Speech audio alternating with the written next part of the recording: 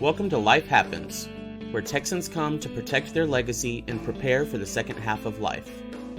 Join your host, Attorney Kim Hegwood of Your Legacy Legal Care, and our weekly guest as we navigate the challenges that emerge as life happens. Now here's your host, Kim Hegwood. Good morning and welcome to Life Happens with me, Kim Hegwood, and our very special guest today is Jack Angel with Senior Care Authority. Hey, Jack, how's it going? Hey, Kim, I'm well. Thank you so much. I appreciate the opportunity. We love having you on the show. So today we're going to talk about a little different topic, and we're going to talk about peace of mind visits because you can't always be there. And you offer, a variety of services to seniors already, but now you have a new one. And so can you tell our listeners what that is? Thank you very much, Kim. Yes, when I started the business several years ago, of course, the focus was primarily on placement services and placement assistance, and that came out of a personal experience to, as we try and help find families, the right options for senior living based on care. We always start with care and then security and location and activities and budget and all how to pay for it. And that was one aspect of it. And there's some wonderful certified senior advisors, I think, in our community that really do a wonderful job in just that, providing options to the family. Well, as the interaction with the family continued and I started seeing some gaps in the total plan of care, and the next one within our service sector was this idea of the fairly emotionally charged issue of driving. And if it ultimately became time to hang up the keys, then what were some of the best practices to do that? And then so we started offering the Beyond Driving with Dignity program that's been very well received here in our area. And then out of that, of course, it extends even further as we start to see maybe there's some other opportunities to really close any outstanding issues with regards to oversight for families and advocacy for families that may not be able to be there all the time, or during that initial transitionary period where a loved one is becoming a resident at a community. And within those first couple of months, there's sometimes those gaps that we see, and we know what it's like when we moved in our early days. Maybe we moved to an apartment or a house, and the water wasn't turned on when it was supposed to be, or the cable wasn't hooked up when it was supposed to be. But I think this idea started resurrecting itself on, is there something else that certified senior advisors might be able to offer as an extension of services for families to help reduce stress? And this is where the peace of mind visits came from. Initially looking at transitions for seniors who are moving to a long-term care community, but then of course it extended out to offering these services for anyone who might be living independently, families that may be going on vacation, or maybe living out of state, and just wanted some additional interaction with their loved ones and verification that things were the way they thought they were. And this idea of being able to just do a spot check on how they're doing, and so that's what really started it. I started offering the service about a year ago, and it seems to have been very well received. And again, I feel it's another piece of what we can offer to the senior community and their families. Okay, so how does it work?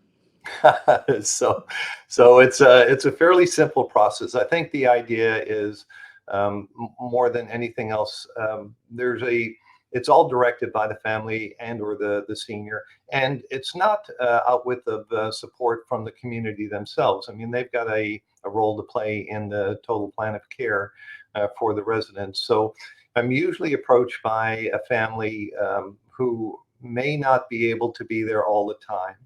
Or in the case of the transitions, they just don't know what they don't know with regards to should we be looking for, what else should we be advocating for in terms of the specific plan of care for their loved one. And so while bouncing around a little bit here, the idea is that they can turn to someone like me and say, okay, well, we need some assistance to make sure that mom or dad are really getting the care that they need. Also, we need to have, documented and formal records of, how they're doing. And that's part of what the peace of mind visit provides. And in addition to the date, the time, the location, and that as well, whenever a family reaches out, we then sit down to be able to identify the frequency of any visit, date, time, obviously location, who are some of the other people involved in the plan of care that may want to actually be aware of how things are going on a very positive way, or maybe opportunities where we can improve the standard of living. And then from that, then we actually go ahead and establish what that frequency is going to be.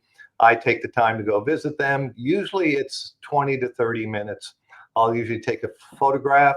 Some families have asked me to take a bouquet of flowers. Some people have asked me to coordinate a FaceTime visit with them because the senior might have some difficulty with the technology, or maybe their cognitive abilities don't allow for that. I think you're aware, Kim, I'm certified as a dementia practitioner as well, so I'm very sensitive, I think, to some of the challenges, both physically and cognitively, that some of the seniors might have, and can work very sensitively with that as well. Well, that is amazing. And so because I know that there's a lot of, like we have clients that have no one. They Right. don't have children, all their family members are gone, so having someone, have the ability to check in on them, make sure they're okay, things like that. So if I'm assuming that people hire you to do this because Mhm. this sounds like an excellent opportunity. Right. But how often do most people hire you for these visits? I mean, do they do them monthly? Is it, how often are family members really asking you to check in on their loved ones? Sure. And it's really, of course, everything is individual, or very specific to that situation. When I look at some of the examples, it started more from families who were going on vacation or extended vacation. So maybe they're gone for 2 weeks or they're gone for a month, and they just don't want to miss those weekly visits that they have been doing, with their loved ones. So I'll step in prior to them leaving. There's usually an introduction where I just show up. There's no fee for the introduction visit. I'll show up and introduce myself if I don't already know the resident. Most of the communities I'm pretty familiar with in the area, so the caregivers themselves and are going to know who I am. And I will say at this side, it's not to take the place of the caregiver. It's not to take the place of the family. It really means to be more of an extension of what they're doing when they can't be there. So I like to think of it as advocacy. And then so that frequency may be daily, it may be weekly, it may be in some cases right now monthly, but it's really just those spot checks to provide some additional socialization for their loved one, and also to be able to provide some third party and hopefully objective feedback as to how things are going. And if they're going really good, we want to make sure that we celebrate that. If there's some opportunities where maybe there's some concerns based on some things that I might see or might hear, then I just want to be completely transparent in a professional and positive way. So we don't want to be overly critical. We want to be looking at these as opportunities to enhance or improve the quality of life.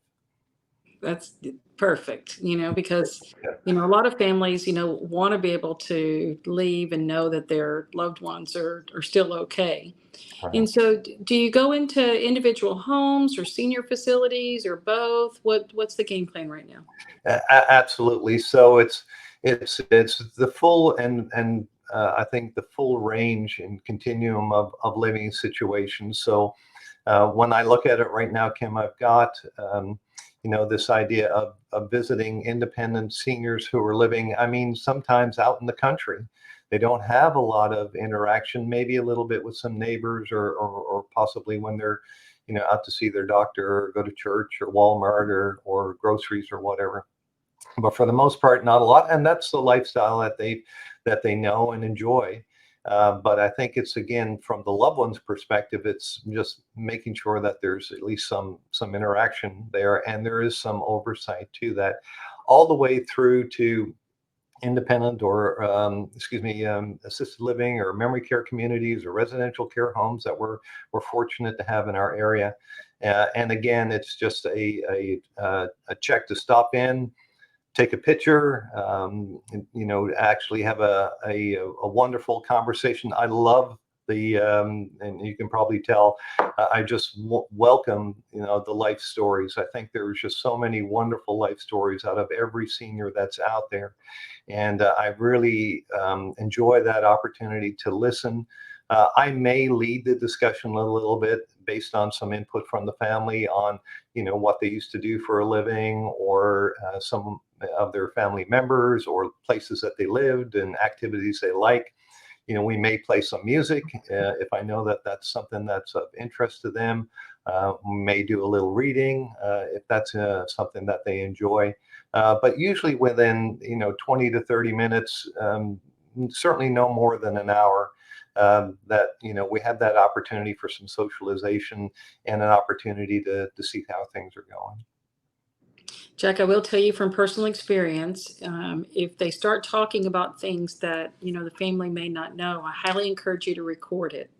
Right. And so I did not do enough of that with my grandparents, and I hate that, so, the more, I even had clients that we used to keep the recorder by the front desk, because if they started off on a spill, we were like, whoa, hang on, we want to make sure we can remember this.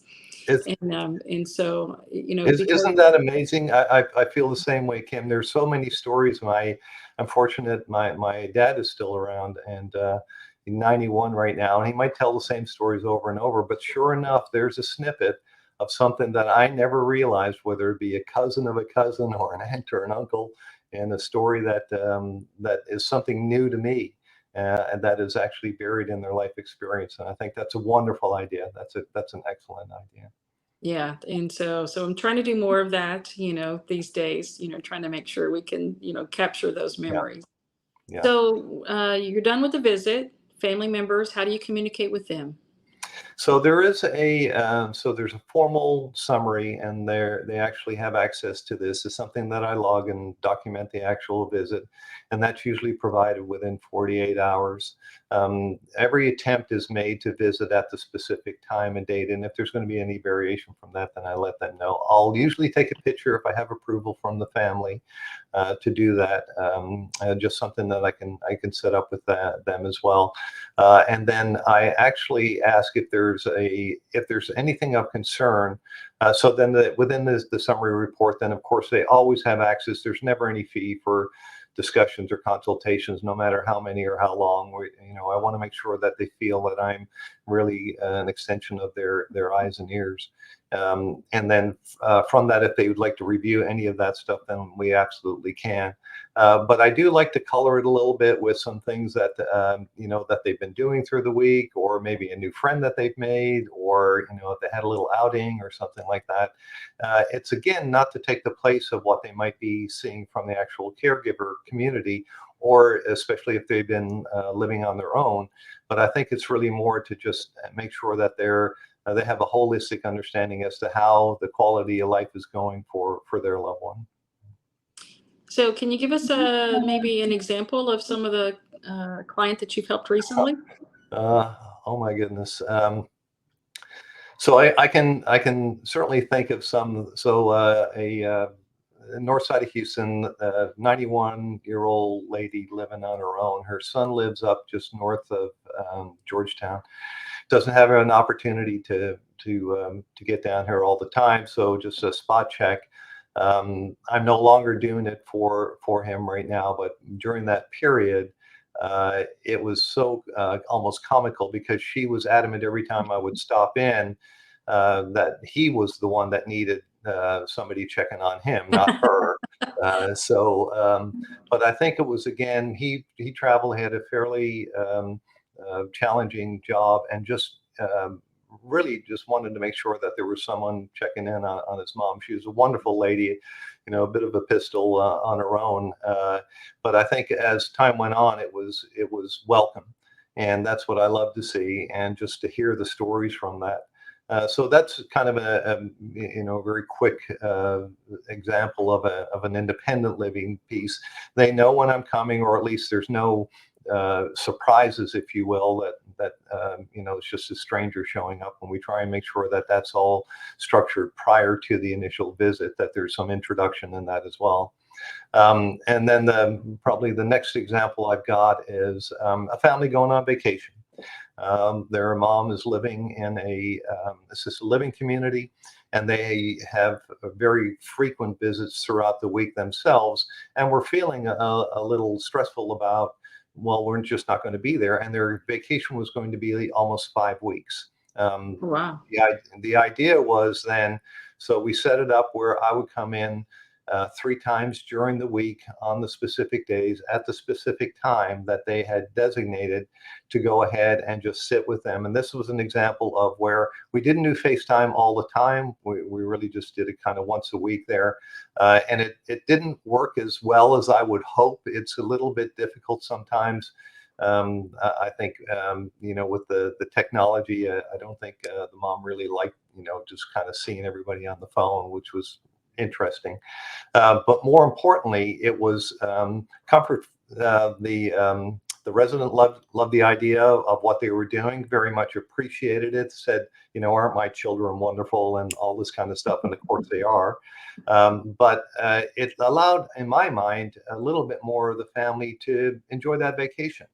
It's not something harboring in the back of their mind of, well, oh my gosh, it's been 3 weeks now, we haven't seen mom, I wonder how she is. And sure, you can call her, and that as well. But I think a good example of what this service is meant to provide, and that is just another option. And that's what we try and provide families, are options to issues for quality of life. And then another example that I can think of is a memory care example. And this is more to do with the transition of a gentleman moving into a memory care community, had been kind of living on his own, and his sons have been very much engaged with it. And as he moved in, and we know sometimes that there are challenges and an acclimation period to any, new living environment. He was struggling quite a bit with that. And out of the visits that we were able to do in conjunction with the brothers who were still there, they were trying to see what else could we do on behalf of their dad to try and make his transition that much smoother. And working with the community and the caregivers involved, I was really more of the advocate and facilitator to sit down and say, okay, well, we know specific times of the day. We know he doesn't like the light on at night. We know that there's a time in the evening when he goes to the bathroom. These were things that we started to be more formal about with regards to his total plan of care. And by a certified senior advisor facilitating that and truly adding that advocacy on behalf of the senior, the family, and with involvement of the community, I think that's another part of the peace of mind service that may sometimes get overlooked. We talk about the visits, but also this idea of really structuring things such that we can make that transition as smooth as possible. Perfect. All right, Jack. So tell our listeners how they find you should they want to do this as well, because I think Well, this is a really cool offering that you have, and I'm so excited that you were willing to come back on the podcast and tell our listeners, the new things that you're doing to help families. well, thank you so much, Kim. Yes, of course.